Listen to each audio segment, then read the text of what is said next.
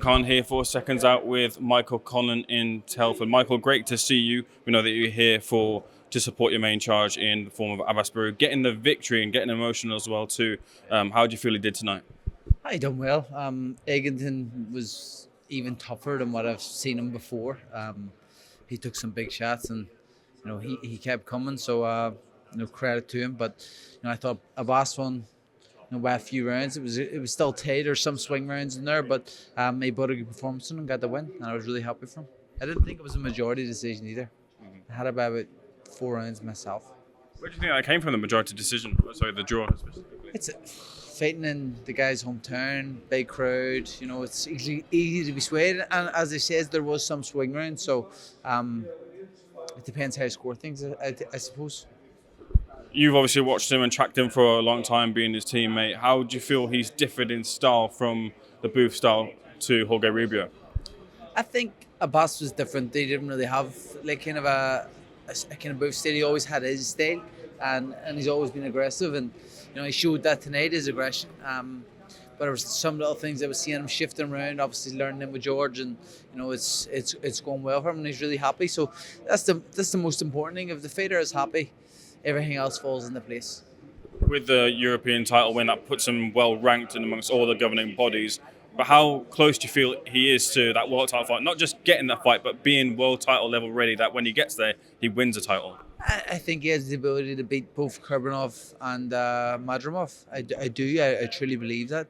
I don't think any of them just show the toughness that Eggington showed tonight, although they are a different level.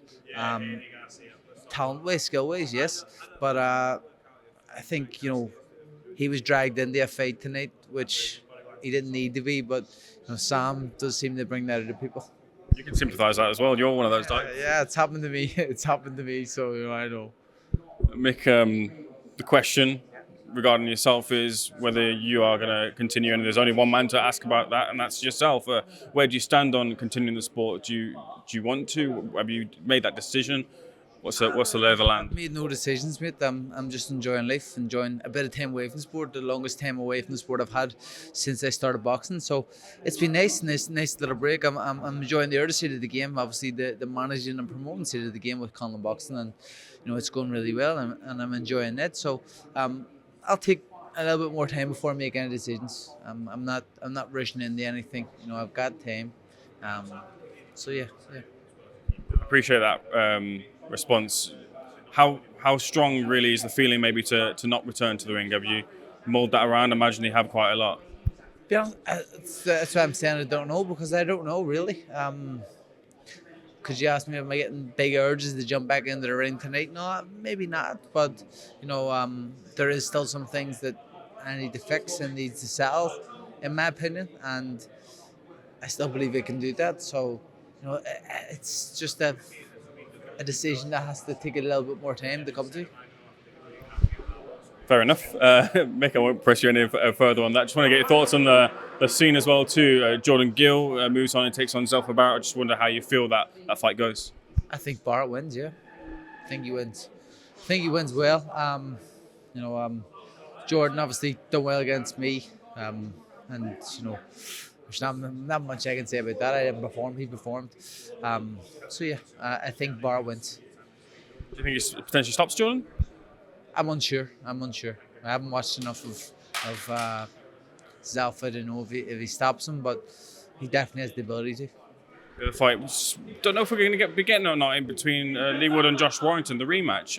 What's happening? I don't know what's happening. I'm unsure what's happening there, so I don't really know what's happening in that fight, and I can't really comment on it. But yeah, it's another good fight.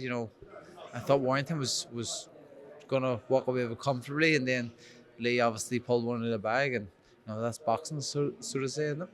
Well, 2 fights, I want to get your thoughts on. Much like in the way of Wood and Warrington, not sure we might be getting that one.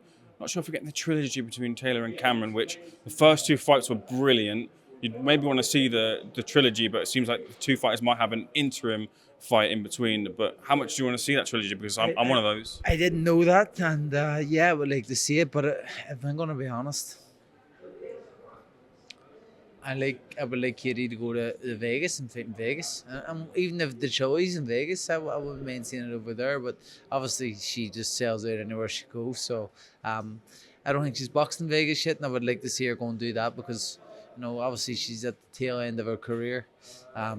Or we don't know because Katie will just keep rolling the dice, it seems. But yeah, if she does, I would like to see her go to Vegas, and I probably would like to see the third Cameron fight. And if it happens next, fantastic. I thought it was meant to be happening in May time, and I think it is, but we're unsure, aren't we? Lastly, AJ Ngannou rolls around next weekend. You're going to be watching it. What do you think about it? Yeah, I'll watch it. It's entertainment, isn't it? It's entertainment. I'll watch it, and I'm unsure. I'm unsure how it goes really, but I am leaning towards an AJ knockout. Simply because he's a different type of fighter than Fury. Physically, he's very, very strong, and I don't know. So I called it completely wrong last time. I said Fury would play with Ngannou and stop him, but hell was I wrong. I think everybody was wrong who called that fight. So it's an interesting one, and one I think that the casual boxing fans and just normal people will be really entertained by. Mick, I appreciate the conversation. Whatever decision you make, I'm sure it'll be the right one. Thanks so much for speaking to Seconds Out, sir. Much.